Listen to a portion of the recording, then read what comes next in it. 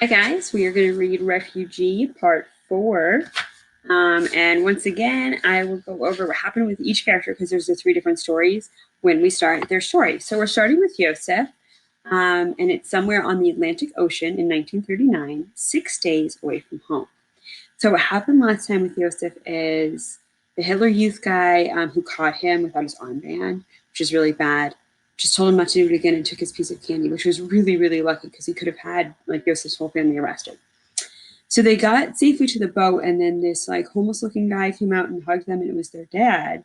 And the dad's kind of crazy now, so they're on the boat, headed to Cuba.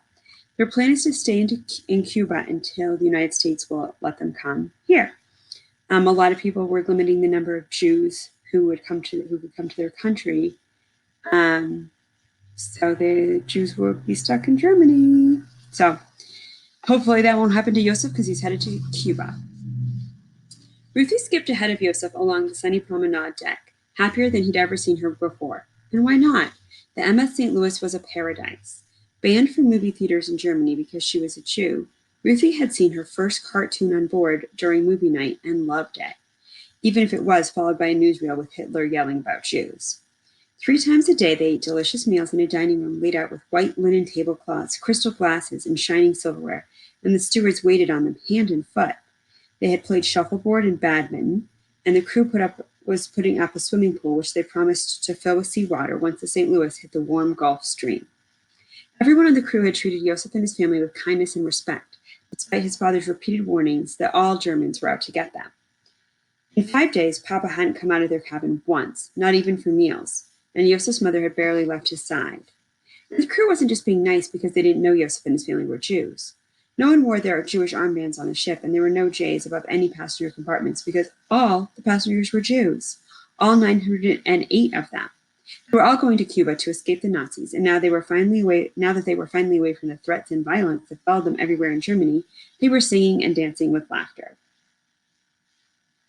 2 girls around Ruthie's age, wearing matching flowery dresses, were leaning over the railing and giggling.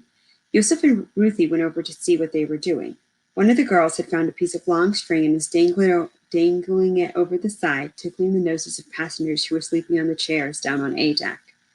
The current victim kept batting at his nose like there was a fly on it.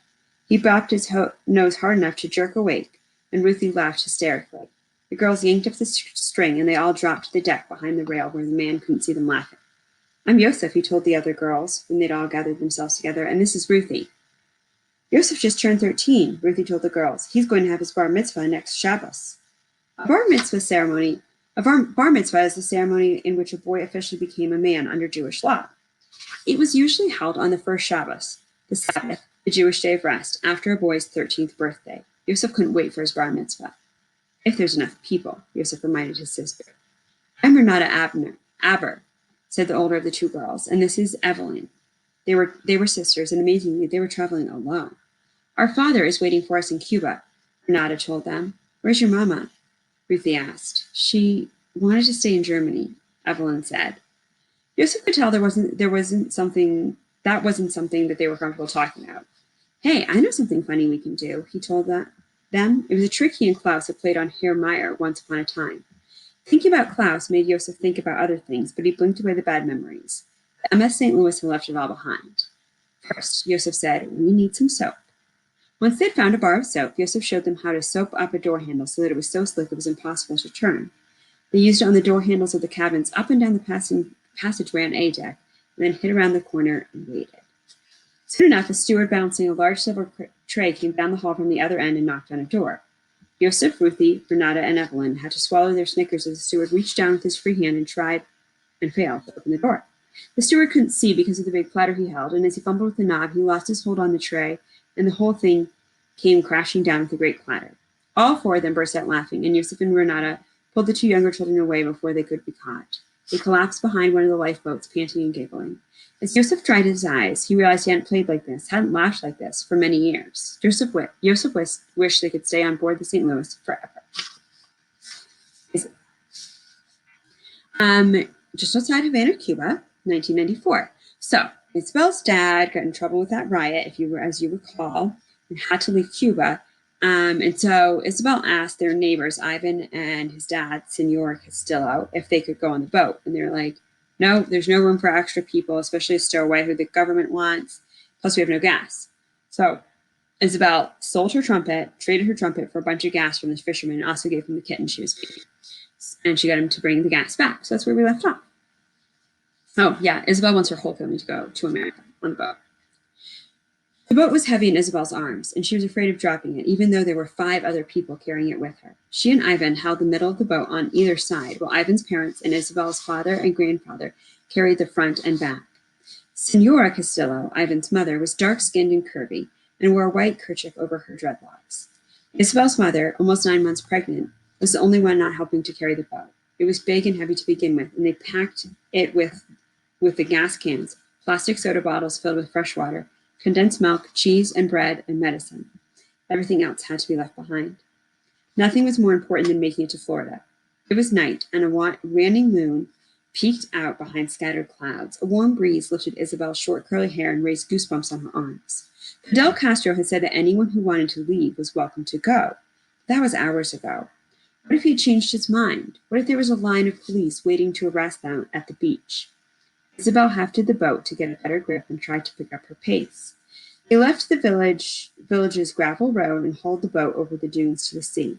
All Isabel could see was the metal side of the boat in front of her face, but she heard commotion behind her. There were people on the beach, lots of them. She panicked, her worst fears come true, and suddenly a blinding light lit her up. Isabel cried out and let go of the boat. Ahead of her, Senora Castillo staggered and lost her grip too, and the front of the boat slammed into the sand. Isabel turned, holding up a hand in front of her eyes, expecting to see a police searchlight shining on her. What she saw instead was a television camera. "You're on CNN," a woman said in Spanish, her face nothing but a silhouette against the light. "Can you tell us what made you decide to leave?" "Quickly," Senor Castillo called from the other side of the boat. "Pick it back up. We're almost to the water." Isabel said, frozen in the bright light of the camera. "Do you have any relatives back in Miami that you want to send a message to?" the reporter asked. "No, Isabel, the boat," Poppy called. The others had already lifted the boat out of the sand and were lurching toward the sound of the crashing waves. The bright lights of the camera swung away from Isabel and lit up what looked like a party on the beach. More than half of their village was on the sand, clapping and waving and cheering on the boats. And there were so many boats. Isabel's family had worked in secret all night with the Castillos, worried someone might hear them, but apparently everyone else had been doing the same thing. There were inflatable rafts, canoes with homemade outriggers, rafts made of inner tubes tied together, boats built out of styrofoam and oil drums. A rickety-looking raft made out of wooden shipping pallets and inner tubes raised a bedsheet sail, and as it caught the wind, the villagers on the beach cheered. When another raft made out of an old refrigerator sank, everyone laughed. The camera light swung around again, and that's when Isabel saw the police. There was a small group of them on the rocks overlooking the inlet. Not nearly as many as there had been in Havana, but there were enough to arrest her family for trying to leave Cuba. But these police weren't doing anything. They were just standing and watching. Castro's order to let the people leave must have still been good. "Cabela," her mother called. "Cabela, come on." Mommy was already in the boat, and Poppy was helping Ivan in. Senor Castillo was trying to get the motor started. Isabel waded into the water, the waves lapping up to the bottom of her shorts. She was almost to Poppy's outstretched arms when she saw her father's eyes go wide. She looked back over her shoulder. 2 of the policemen had broken from the group and were running toward the water. Toward them. No, they're coming for me," Poppy cried. Isabel fell into the water and swam the rest of the way to the boat, but her father was already climbing over the side. "Start the engine," he cried. "No, wait for me," Isabel yelled, spitting seawater. She got a hand to the side of the boat and looked back. The 2 policemen had hit the surf and were running high-legged through the waves. Worse, the other policemen were running too, and they were all headed for the Castillo's boat. Hands grabbed Isabel and helped her climb inside the boat. But when he got her aboard, Ivan and his mother reached their hands out to the 2 policemen who were chasing them. What were they doing? "No," Poppy cried, scrambling as far away from them as he could. Ivan and Senora Castillo grabbed the arms of the 2 policemen and pulled them on board. And they all collapsed into the bottom of the boat. The policemen pulled off their berets, and Isabel recognized one of them instantly. One was Louis, or Luis, I think is how you say it in Spanish, the Castillo's elder son. The other policeman shook out his long black hair, and Isabel was startled to realize that it wasn't a policeman at all. It was a policewoman. And when she took Louise's hand, Isabel guessed she was his girl. This must have been the Castillo's plan all along, for Louise and his girlfriend to run away with them. They had never told Isabel and her family. Pack! A pistol rang out over against the waves, and the crowd on the beach cried out in panic. The pistol fired again. Pack! Ping! The hull of the Castillo's boat rang as a bullet hit it. The police were shooting at them. But why? Didn't Castro say it was all right to leave? Isabel's eyes fell on Luis and his girlfriend, and she understood. They had been drafted into the police, and they weren't allowed to leave. They were deserters, and deserters were shot. The motor finally coughed to life, and the boat lurched into a wave, spraying Isabel with seawater. The villagers on the beach cheered for them, and Senor Castillo revved the engine, leaving the charging policemen in their wake. Isabel braced herself between two of the benches, trying to catch her breath. It took her a moment to process it, but this was really happening. They were leaving Cuba, her village, her home, everything she'd ever known, behind.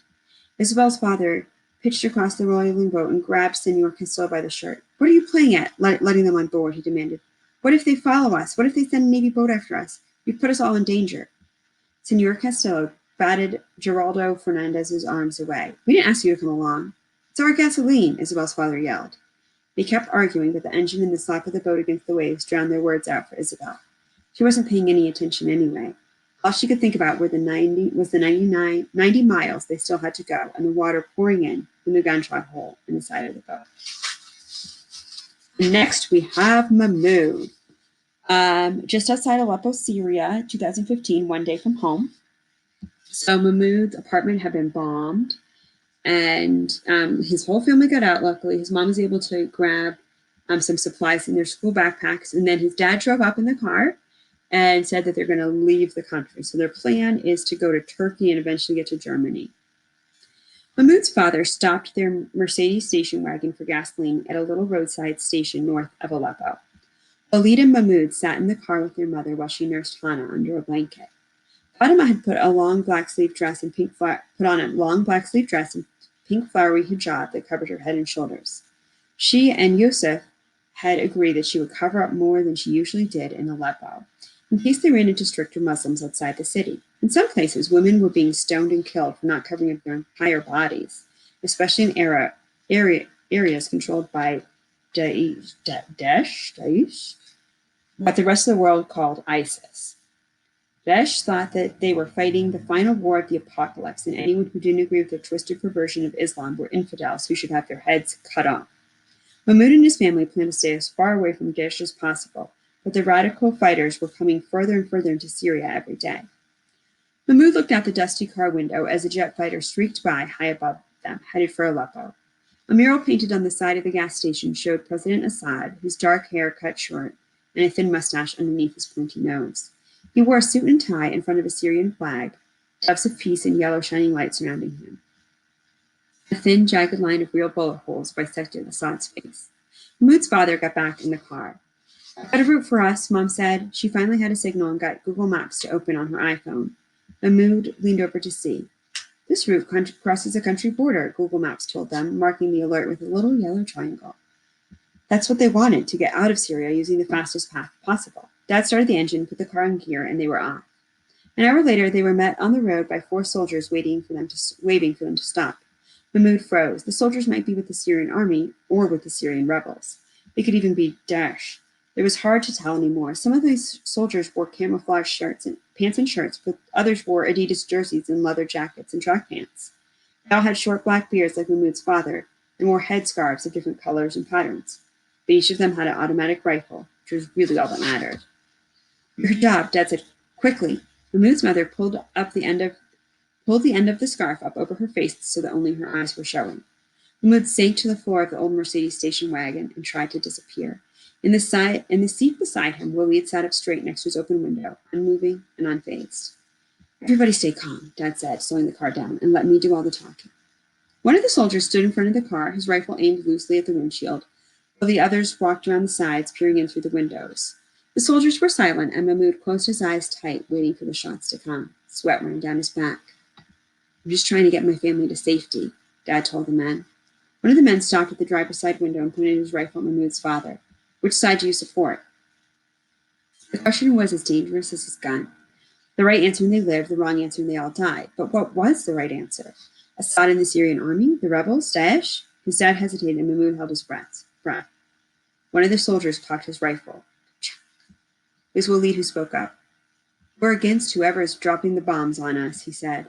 The soldier laughed and the other soldiers laughed with him. We're against whoever is dropping the bombs too, the soldier in the window said, which is usually that dog Assad. Mahmoud breathed again with relief. Walid didn't know it, but he'd saved the day. Where are you going? The soldier at the window asked. North, Dad said, through Azaz. The soldier opened the back door of the car and slid inside, pushing Walid into the back of the station wagon.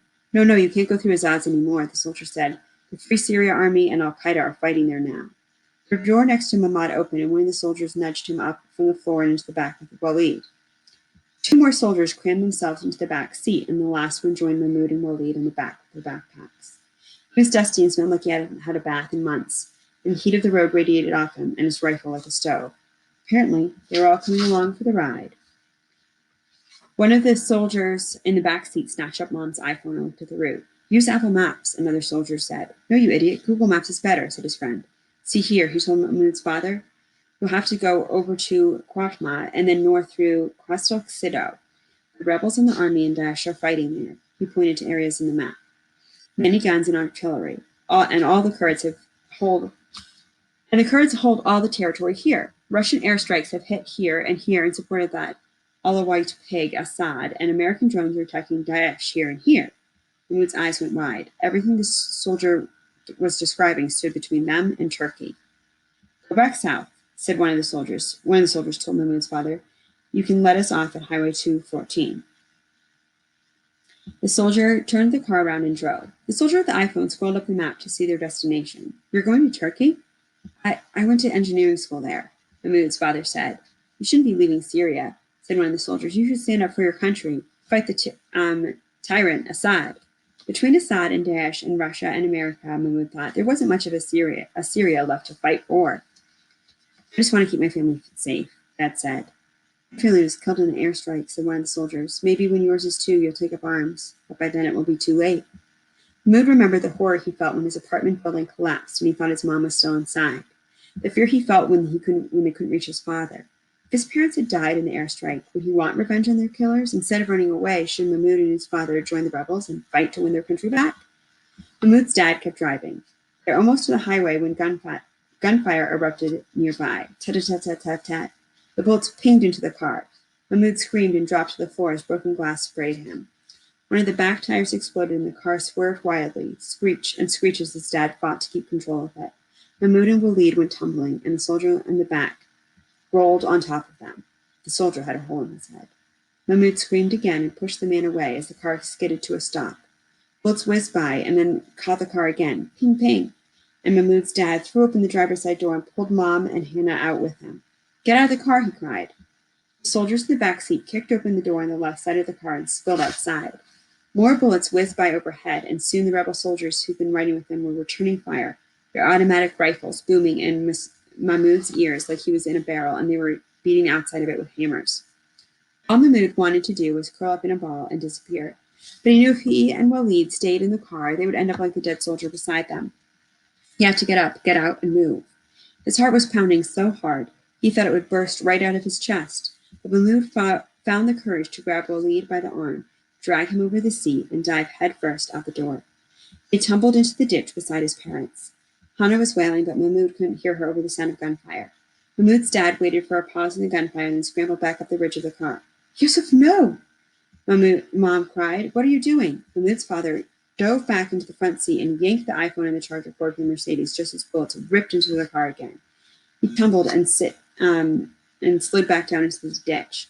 Had to go back for the phone, he told them. How else am I going to play Angry Birds? He was joking again. Mahmoud knew they needed their phones to help them get to Turkey. Without the maps, they'd be lost. Mahmoud's father waited for another lull in the shooting, and then they all hurried away from the car, leaving everything else they owned behind. And that's the end of part 4.